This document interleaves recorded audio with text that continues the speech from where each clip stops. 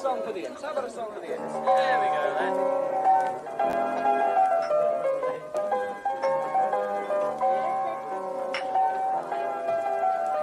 Come on, let's get some of the lads together. Let's have a good idea.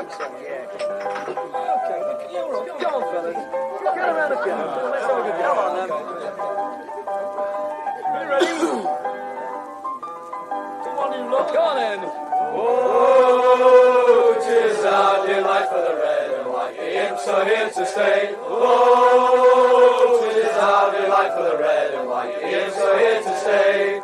Lincoln City are the team, the Reds is their name. Sinsel Bank is their home ground and football is their game.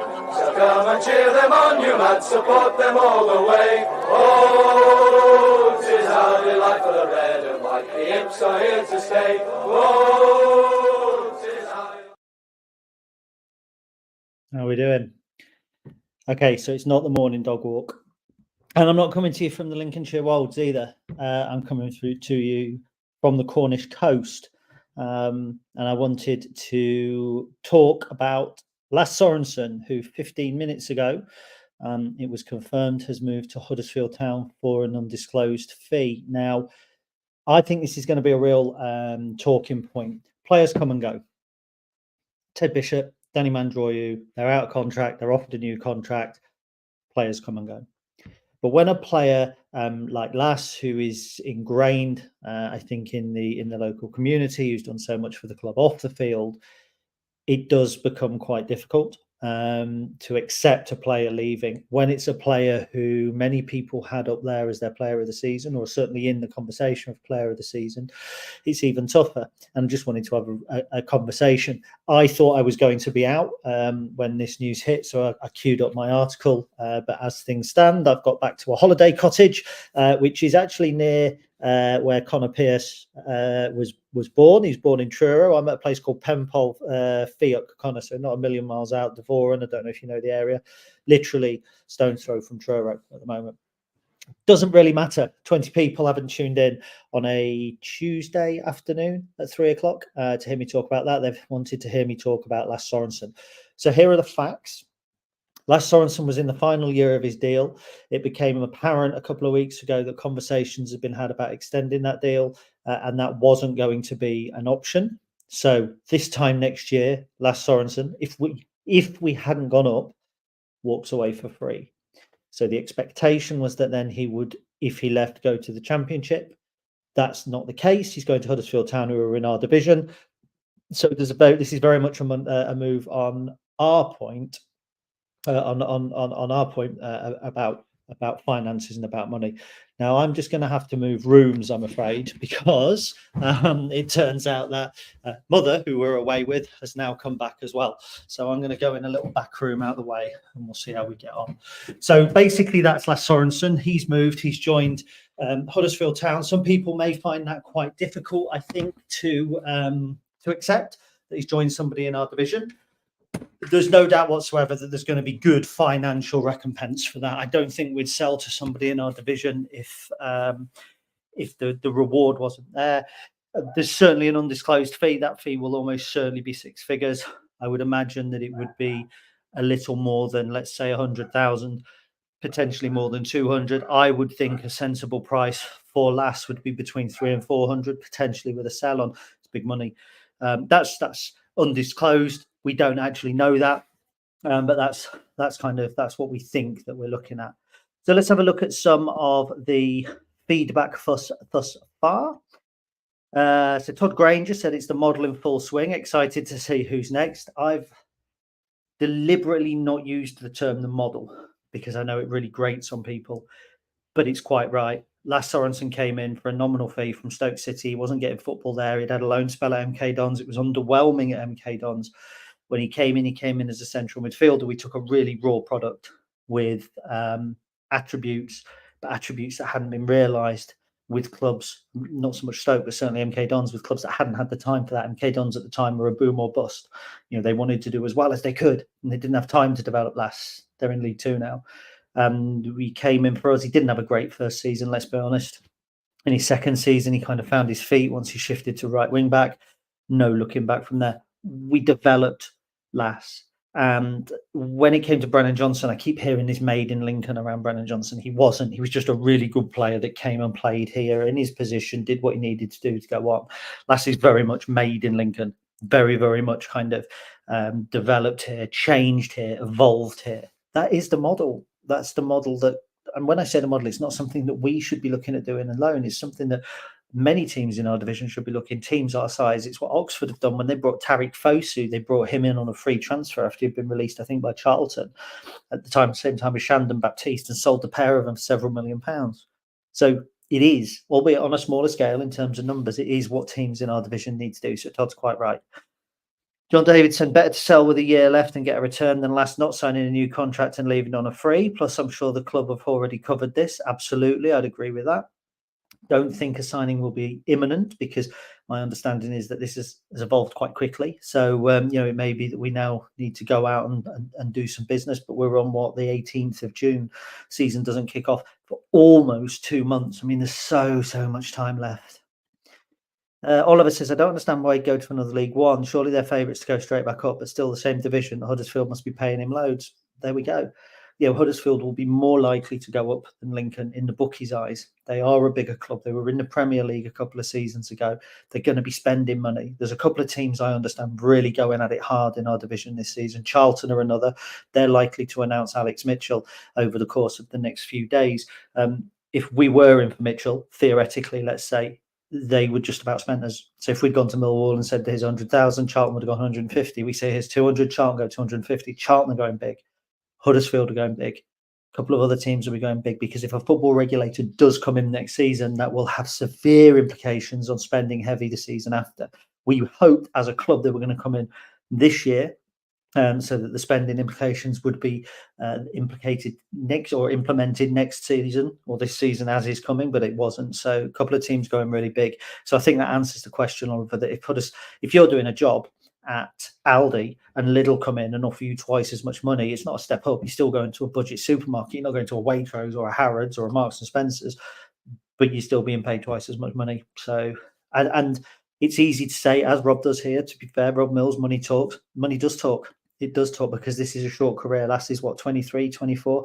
He won't be commanding the money that he's commanding now when he's 33, almost certainly, depending on his trajectory. When he's 43, he won't be commanding any money in this particular job, so he'll be doing something else. You've got to bank as much of it as you can. We're fans. We'll be here when we're 43, 53, 63. When we're in a box, we'll still be Lincoln City fans, but the players will always have moved on.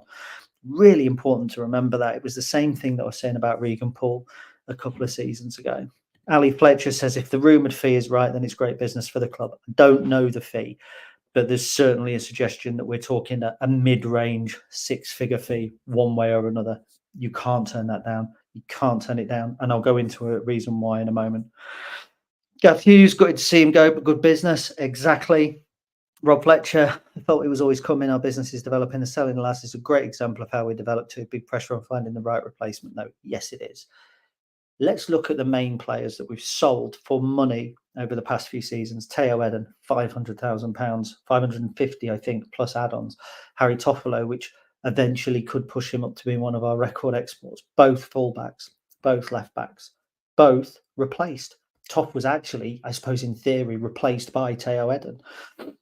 Regan Paul was playing right back. Lass shifted there last season. Regan, he moved for free, but he was another one that moved on and upwards. Says two things to me. One, people might say, we're good at developing right backs, potentially, or fullbacks rather, potentially. But actually, I think it's a position where there is good value to be had for lower impact on the side. 20 goal a season striker, really hard to find, really hard to develop, and something that, perhaps we haven't done all that well. Develop the attacking players. Scully, we did, to be fair, Anthony Scully. But fullbacks, I'm not going to say they're pretty much of a muchness. But what I'm going to say is I think that there are probably more kind of flying fullbacks. There's a lower expectation on them in front of goal. If you've got some of the attributes that Lass has got, you can be worked with. Lass was hard-working. He was quick. He was up and down all the time. Technically, was he the best fullback that we've had in terms of on-the-ball skills? Perhaps not. Had most shots last season, I think somebody said, out of any of our players. Brilliant, but not the most goals, not the highest XG. So what we're talking about here is I'm not saying a trier, that would be really detrimental to Lasse. It would be really unfair. But we're talking about a grafter rather than a footballer. So we're talking about, when you talk about centre forwards, your grafter is always scrapping, fighting for everything. Whereas your footballer is your exquisite skills. It's the difference between your Gary Taylor Fletchers and your Simon Yayos, perhaps. And I think that Lasse is the former. He's a fighter, he's a grafter, he's a scrapper. He'll never stop running. He gets it. He works hard. But technically, we said this on the podcast before, technically, he didn't particularly suggest that he came from a Premier League academy. His skill set is work hard, really hard.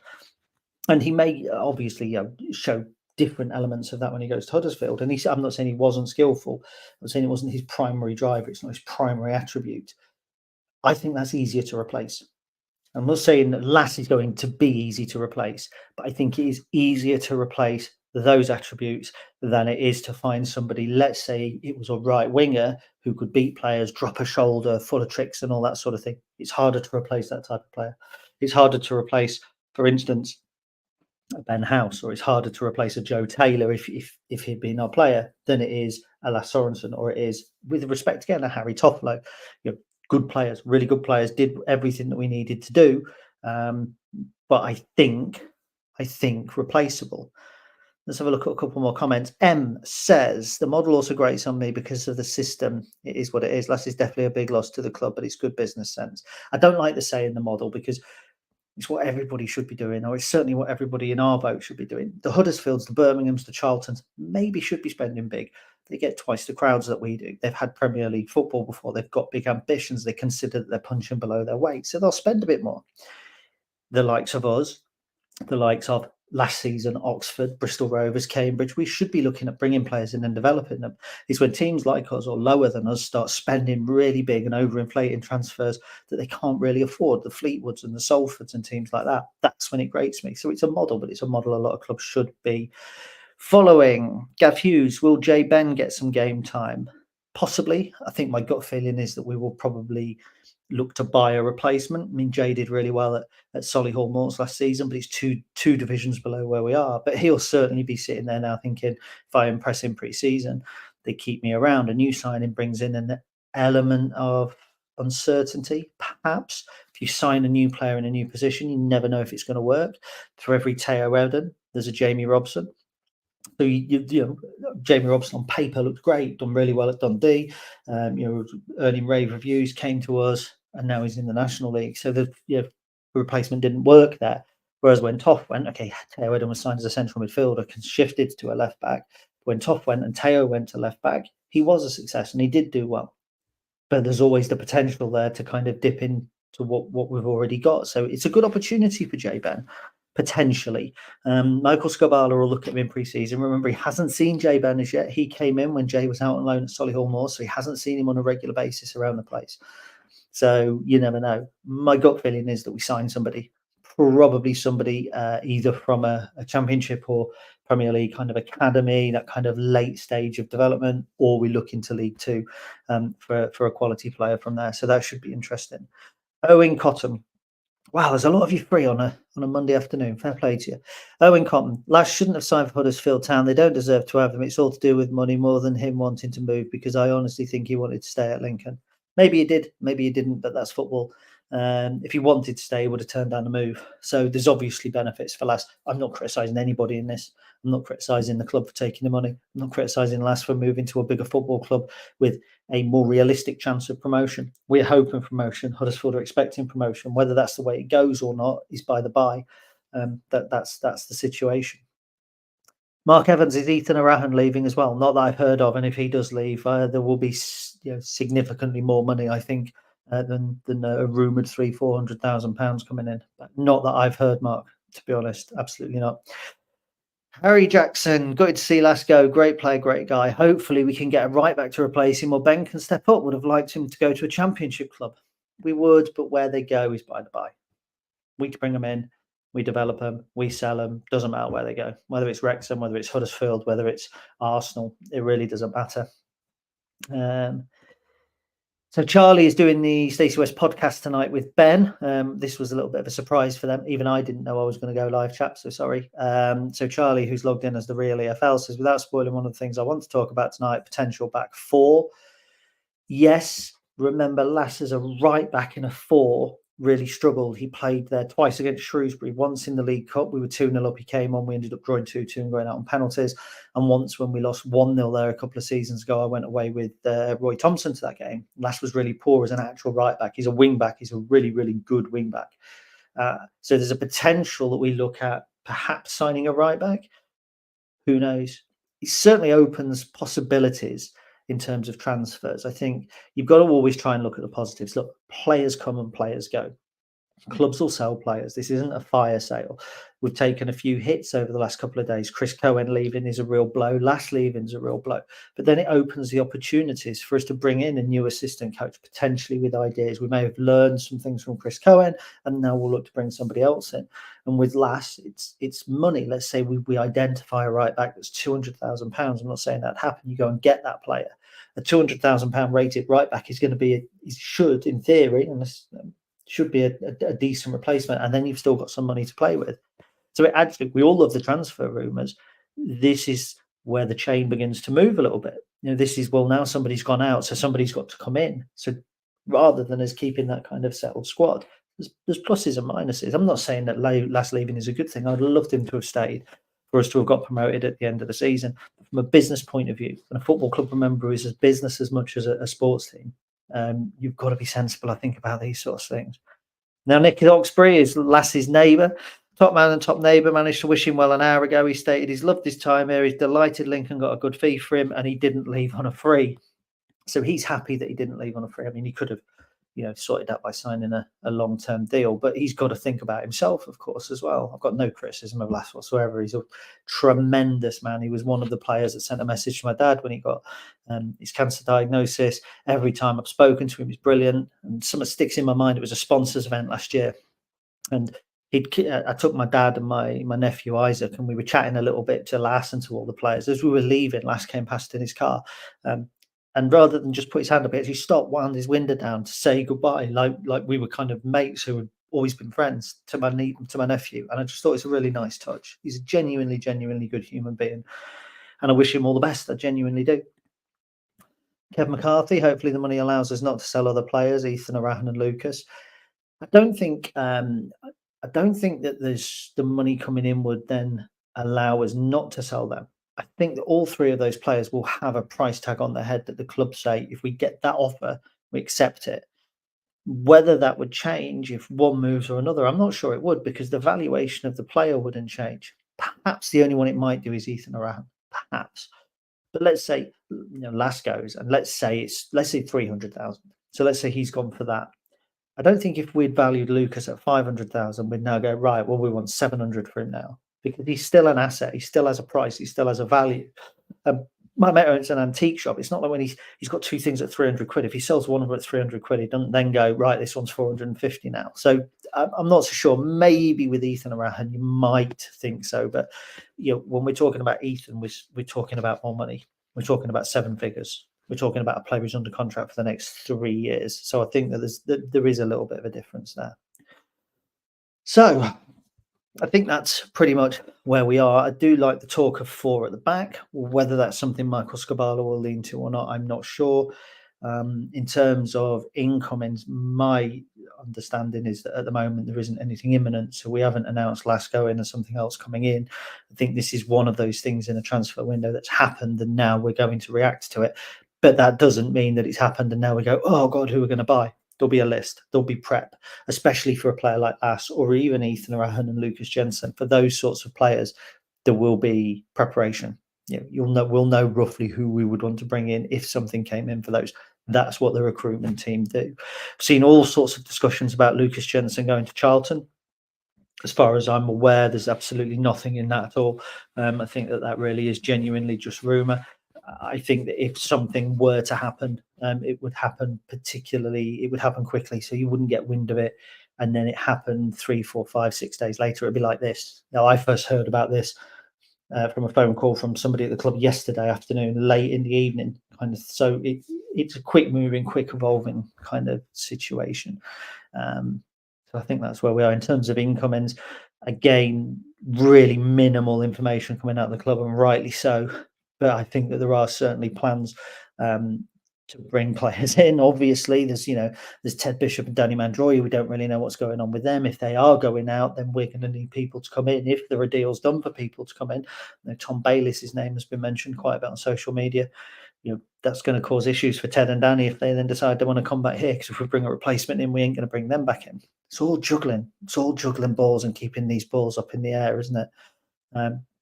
Personally, I like Ted, I like Danny. I think they're both strong members of the team, but we've got to this stage of the season. I think Michael Skubala, it might be nice to see 1 or 2 Skubala signings come in now, because we made one permanent Skubala signing in January, which was Conor McGrandles, and who we've now kind of kept on and added to the squad. So I'd like to see 1 or 2 more of those. I've got absolute faith in Michael Skubala. Absolute faith. The players are the tools. The workmen are the people that put the coaching in. Okay, the better tools you have, the better job you do. But if you're a crap workman, you can have all the best tools in the world and it won't matter. And that's why the likes of Huddersfield have come down. It's why the likes of Charlton have been down here for so long, because they haven't had the right people operating good tools. Charlton's squad last season should have gone up. No doubt at all. I would have staked my life on them going up when I looked at the team that they'd put together last season. But they didn't. Why? Because they didn't have the right person in charge. The biggest blow that we could possibly have would be Michael Skubala leaving. And if you ask me right now, which of the two, Lasse Sorensen or Chris Cohen, would I rather have kept at the club for next season? Hand on heart, I'd say Chris Cohen, because Lasse's business is good business. It allows him to go on. It adds to our reputation as a team that develops, or a club that develops players. It's a good thing for the club always up. Not losing a player, but in terms of what it brings to us, losing Chris Cohen is losing one of the tools that allows us to flourish. So for me, that's a bigger blow. And I'm more interested in who we bring in to replace him than I am the players, because I have absolute faith in the recruitment team that they will do as much as they can to bring the very best players to Lincoln City.